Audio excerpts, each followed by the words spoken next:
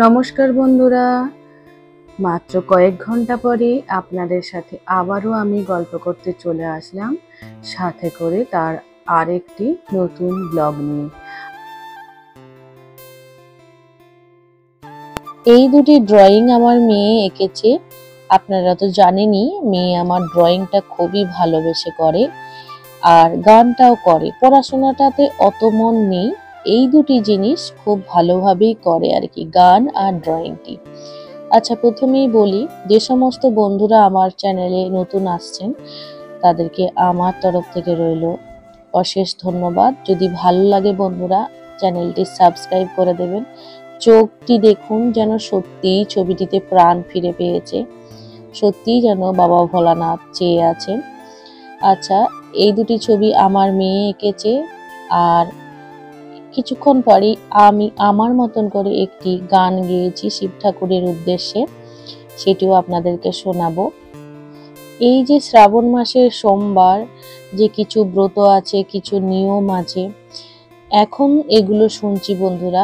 আমাদের বড় হওয়াতে আমরা এগুলো শুনিনি, মানে ছোটবেলায় এসব আমরা মা কাকিমাদের করতে দেখিনি, এখন শুনছি, জানছি।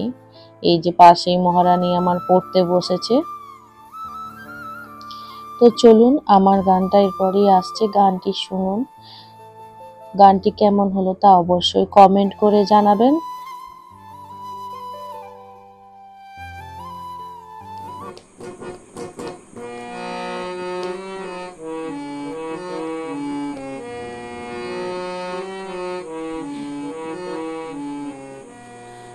শিব ঠাকুরের গলায় দোলে বইচি ফলের মালিকা, শিব ঠাকুরের গলায় দোলে বইচি ফলের মালিকা, গলায় দড়ি কে পরালো বল না গৌরী বালিকা, গলায় দড়ি কে পরালো বল না গৌরী বালিকা, শিব ঠাকুরের গলায় দোলে বইচি ফলের মালিকা।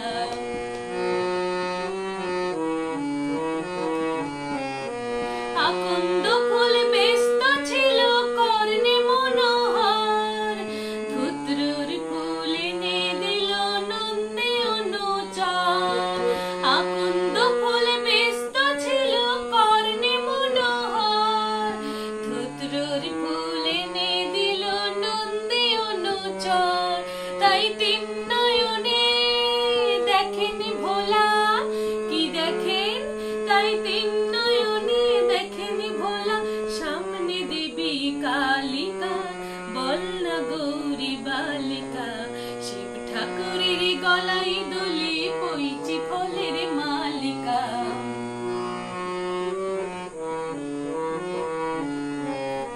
দশভুজার কতই খেলা দেখেন বসে শিব, কখন তিনি মুকুট পরেন কখন কাটেন জীব, দশভুজার কতই খেলা দেখেন বসে শিব, কখন তিনি মুকুট পরেন কখন কাটেন জীব, আবার নরলোকের তিনি দেবী আর গোপালের, আবার নরলোকের তিনি দেবী, গোপালে গোপালিকা বল না গৌরী বালিকা, শিব ঠাকুরের গলায় দোলে বইচি ফলের মালিকা, গলায় দড়ি কে পরালো বল না গৌরী বালিকা, শিব ঠাকুরের গলায় দোলে বইচি ফলের মালিকা, শিব ঠাকুরের গলায় দোলে বইচি ফলের মালিকা। চলুন, গান তো হলো,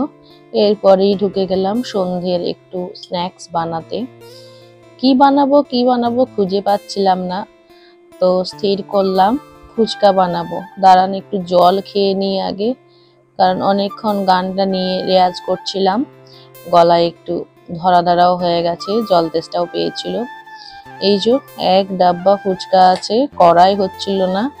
চলুন আজকে অল্প করে একটু ভেজে নিই, ঘরে যা আছে সেই জিনিসপত্র দিয়েই বানাবো। মানে টক জলটা ঠিক করেছি আজকে এড়িয়ে যাব, কারণ দুপুরে অনেক কিছু খাওয়া হয়ে গেছে, এই টক জলটা খেলে আর সহ্য করতে পারবো না। এদিকে মেয়ে তো বেজায় খুশি, কারণ ও ফুচকা খুব ভালোবাসে। ফুচকার দোকানে যখন ফুচকা খেতে যাওয়া হয়, ও টক জলটা বারবার ধরে চেয়ে চেয়ে নেয়। আসলে ও সহ্য করতে পারে বলে খায়, আর আমি টক জল ছাড়াই খাই। তো আজকে টক জলটা যখনই প্রথম ওকে বললাম যে আজকে টক জল করব না, প্রথমেই মুখটা একটু হাঁড়ি হাঁড়ি হয়ে গেল, রেগে উঠলো। পরক্ষণই বুঝিয়ে বললাম যে দুপুরে খেয়েছো, রিচ খাওয়া হয়ে গেছে, চিকেন টিকেন করা হয়েছিল আর কি, তো আবার রাত্রেও খাবে। বাই চান্স যদি অম্বল টম্বল করে দেয়, আর কালকে ইভিএস এর পরীক্ষা আছে, পেটটি খারাপ হয়ে গেলে পরীক্ষার হলে বসে থাকতে গেলে যদি কোনো অসুবিধা হয়ে যায়, সেই জন্য অ্যাভয়েড করে গেলাম। এদিকে দেখুন ফুচকাগুলি কি সুন্দর গোল গোল, পুরো রসগোল্লার মতো লাগছে একদম দূর থেকে দেখতে। দেখুন কি সুন্দর দেখতে লাগছে, তাই না? আর সুন্দর হয়ে একদম ফুলেও উঠেছে। চলুন এইভাবে আরো কয়েকটা ভেজে নিই। দেখুন বেশি তেলও কিন্তু কড়াইয়ে লাগে না, অল্প তেলেই অনেকগুলো করে ছেড়ে দিয়েছি, সুন্দরভাবে ফুলে উঠছে। এখন আর কোনো জিনিসই কষ্ট করে না আর বানাতে হবে না, বাড়িতে রেডিমেড সব মার্কেটে পাওয়া যায়, কিনে আনলেই হয়ে গেল খাওয়া। অহনার বাবা বাড়িতে নেই, ও গেছে আমাদের গ্রামের বাড়িতে ওই দেখাশোনা করতে। অনেক দিন পর গেল, অনেক কাজও বাড়িতে রয়ে গেছে, সেগুলো সব সেরে তারপরে ও বাড়ি ফিরবে। আমি যে কবে যাব, আমার মনটা ওখানেই পড়ে থাকে। আমার বাড়ি হচ্ছে আমি দেখতে পাচ্ছি না, তবে দেখতে পাচ্ছি না বলা ভুল, কারণ ভিডিও কলের মারফত দেখাই এখন সব কিছু যায়, সেভাবেই আমি দেখছি। তবু নিজে গিয়ে সামনে দাঁড়িয়ে যে দেখবো, সেটা কবে দিন আসবে জানি না, তবে আশা করছি খুব শীঘ্রই আমি যেতে পারবো। চলুন আর একবার কড়াইয়ে দিয়ে দিলাম কয়েকটা ফুচকা।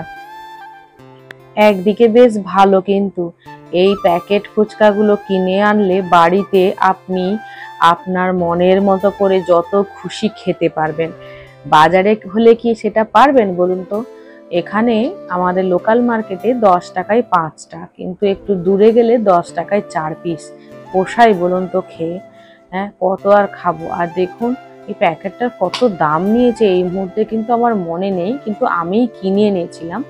আসলে প্যাকেটটাও তো নেই, কেটে ফেলে দিয়েছি, ডাব্বার ভেতরে রেখে দিয়েছি, তাহলে হয়তো বলতে পারতাম।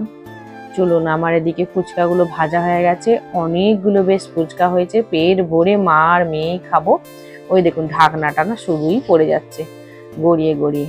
চলুন এটা একটু তুলে রেখে দিই, তারপরে গিয়ে আলু টালু মাখবো।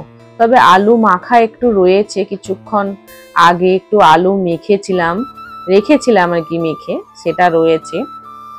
আর আর একটা আলু সেদ্ধ করা রয়েছে, সেটাকে ভালো করে মাখিয়ে নিয়ে ওইদিকে দেখুন একটা খেয়ে দেখায়, কি করকরে হয়েছে। আওয়াজটা নেওয়া হয়নি, ওদিকে মেয়ে আমার ক্যামেরাম্যান, মেয়ের মুখে না দিলে হয়। চলুন বসে পড়েছি খেতে। বন্ধুরা মাত্র 2টো আলু মেখেছি, বেশ ঝাল ঝাল করেই মেখেছি, পেঁয়াজ কুচি দিয়ে আর অল্প একটু চাট মশলা দিয়েছি। বিশেষ কিছু বাড়িতে কিন্তু নেই, যা আছে সেগুলো দিয়েই করছি। আর বাইরে তো এখন ঝিরিঝিরি করে বৃষ্টি পড়েই যাচ্ছে, যে বাইরে থেকে যে একটু কিছু মশলা টশলা আনবো তাহলে হয়তো আর একটু খেতে ভালো লাগতো, কিন্তু প্রয়োজন নেই, এই অল্প হালকার উপরেই হলেই হলো। চলুন অল্প কয়েকটা সাজিয়ে দিই মেয়েকে, কারণ ও আলুর পুরটা ভরে ভরে খেতে পারবে না, ওর জন্য কয়েকটা দিই, আর নিজেও এভাবেই বানিয়ে বানিয়ে খেতে থাকবো। সত্যি মনের মতো করে খাবো। তবে টক জলটা কিন্তু নেই, মেয়ে কিন্তু মাঝে মধ্যেই বলছে করলে না মা, করলে না মা। ওকে সেই বুঝিয়ে বলছি, মা শরীরটি ভালো থাকলে আবার কালকে সারাদিন অনেক কিছু বানিয়ে দেবো, খেতে পারবে। ওইদিকে দেখুন নিজে বানাতে বানাতেই একটা আধটা না খেলে হয়, আর মেয়ে ওই দিক দিয়ে বলছে মা আমাকে দিলে না। কি করবো আমি, তুমি ক্যামেরাটা করে দাও আমাকে, তারপরে তোমাকে বেশি করে আমি খাইয়ে দেবো। তো চলুন বন্ধুরা, আমরা মা মেয়ে মিলে বানিয়ে বানিয়ে খেতে থাকি, আর আপনারাও আসুন, আপনাদেরকেও আমি বানিয়ে খাওয়াবো। তো বন্ধুরা আজকের ব্লগটা কিন্তু আমি এখানেই রাখবো। আগামীকাল আবার একটি নতুন ব্লগ নিয়ে কিন্তু অবশ্যই করে আমি আসবো, আপনারাও আসবেন আমার ভিডিও দেখতে। আপনারা ভিডিও দেখে যে কমেন্ট করছেন যে হ্যাঁ করতে পারছি, আপনাদের যে পছন্দ হচ্ছে, এটাই আমার কাছে অনেক পাওয়া। আপনারা দূর থেকে যে সমস্ত বন্ধুরা আমায় কমেন্ট করেন, আমার যে এত ভালো লাগে। হ্যাঁ, সত্যি আমার সঙ্গে কথা বলছে, আমি কিন্তু প্রত্যেকটা কমেন্টের উত্তর দিই, কারণ আমি চাই আপনাদের সঙ্গে কথা বলতে। ভালো থাকবেন, টাটা, বাই।